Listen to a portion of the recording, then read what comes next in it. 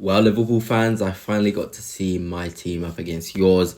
And I mean, 2-2 at the end of the day, I think it was a fair result, to be honest with you. If you look at the grand scheme of things, first half, you guys absolutely blew us out the water. I was literally slumped into my chair. I know the game meant absolutely nothing, but a bit of me was just like, I've got a big Liverpool following, it would be interesting if we could beat them, show them that we're not as horrible as we've shown this season. But those first 20 minutes, you did show why you're champions. It was relentless. It was just too much. We just couldn't handle it after PSG, of course, in the week two. It was so sluggish from us, and it could have been 3-4 in that first half, to be honest. But then equally in the second half, I feel like we upped the tempo. We played a fantastic second half. We could have even gone on to win the game. And like I've said, I think 2-2 is a fair result, and I'm sure you guys watching as well will agree. But we're going to be getting into a lot more things. We'll be looking into the Trent situation. We're obviously going to be looking into the game itself, and it'll be really, really interesting. But before I begin, if you are new here, please hit the subscribe and the like as well. It'll be greatly appreciated. Sorry, but obviously, we had the Guard of Honour. To be honest, I did not want to see my club doing this, but I took it gracefully, to be honest. Liverpool deserve to have that Guard of Honour, deserve to be clapped off. They've been by far the best team in the Premier League.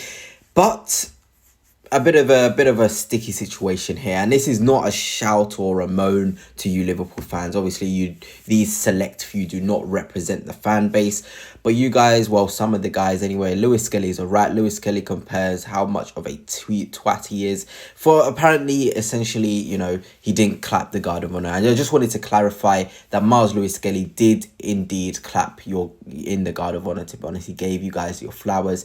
Here is the evidence. There he is, clapping you guys on. Deservedly so. So I just wanted to clear the air there, because there's a lot of Liverpool fans that probably think that Miles Lewis Skelly was disrespectful when he wasn't. But let us get on to this. This is the main talking point. Liverpool fans displaying banners targeted at Mikel Arteta, Martin Odegaard and Arsenal. And as an Arsenal fan, obviously, when you see your team mocked, it's not a nice feeling, but it's football. It's football. If you can't deal with a bit of banter, then this sport isn't for you. I thought it was kind of funny. Always the bridesmaid, never the bride. A dig at Arteta for always being second place, always watching other people have success, keeping the seat warm, but never actually having the opportunity to enjoy the big successes. Fair enough. Obviously, Martin Odegaard, 2 seasons ago, took photos, was celebrating with the Arsenal cameraman when we played Liverpool at the Emirates, and it was a big game in the title race.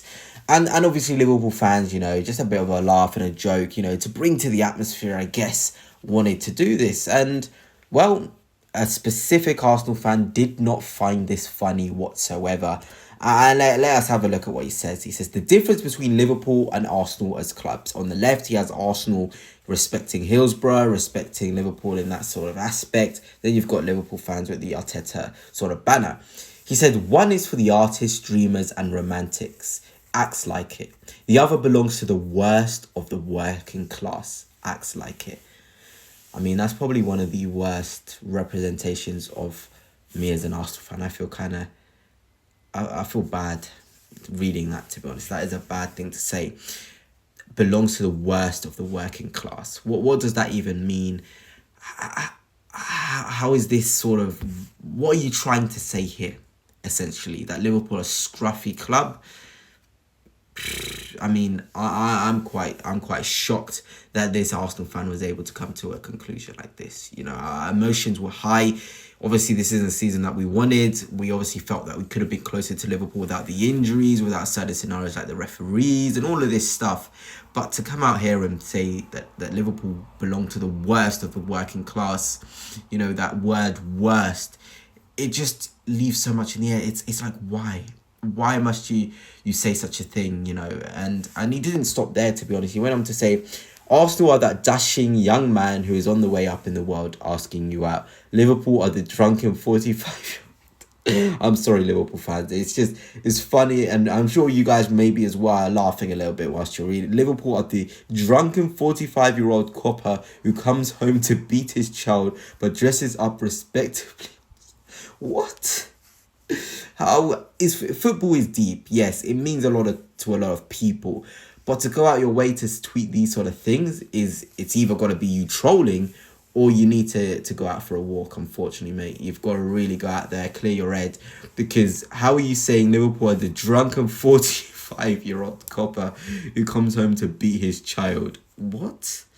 It's just ridiculous, really, that you're so rattled, you're so upset that you're going out your way making scenarios up like this, you know. And I have a lot of respect for Liverpool, obviously, not just because a lot of you follow me, but because you guys are a good football team. You know, there's a nice culture about you, and I think the working class aspect of Liverpool Football Club is what makes you guys beautiful. At the end of the day, you're able to integrate the community. Maybe people who are not as fortunate, football is their escape, and that should be celebrated, and it shouldn't be ridiculed in the way that this Arsenal fan has done. And I'd like to say again, just as with the Lewis Skelly thing, I'm sure you guys, some of those guys tweeting that stuff doesn't represent you. This Arsenal fan, and the way he's put this, does not represent the Arsenal fan base as well. So let me know your thoughts on all of this. But I just found it kind of hilarious, but kind of disappointing that some Arsenal fan was able to come to these conclusions about Liverpool. But obviously, another main talking point, Trent Alexander-Arnold booed as he came onto the pitch.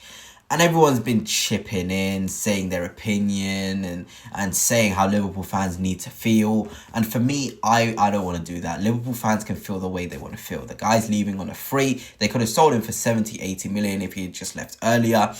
And, you know, we can't just tell them how to feel. That's just not fair. And I just found it kind of hilarious that our goal comes from Trent Alexander-Arnold being so deep. I almost felt sorry for him. I almost wanted the goal to be disallowed because he was already having a tough time, and then to be at fault for the goal, it just epitomizes where he's at the minute, to be honest. It really, really does. But let us look at the tweets that came out due to Trent Alexander-Arnold. Liverpool allowing that banner of Mikel Arteta into the stadium and their fans booing Trent. That, the way they did, tells you all you need to know about them. Talk a good game, but their true colours come through time to time. It's insidious. Another Arsenal fan, again, no need for it. I don't even want to dwell on that too long. Piers Morgan comes out to say Liverpool fans booing Trent Alexander-Arnold are so pathetic. One of the club's longest serving and most loyal players just helped them win the league. Now seeking a new challenge abroad, and they jeer him. Give your heads a wobble, you graceless clowns. Interesting, isn't it? Interesting.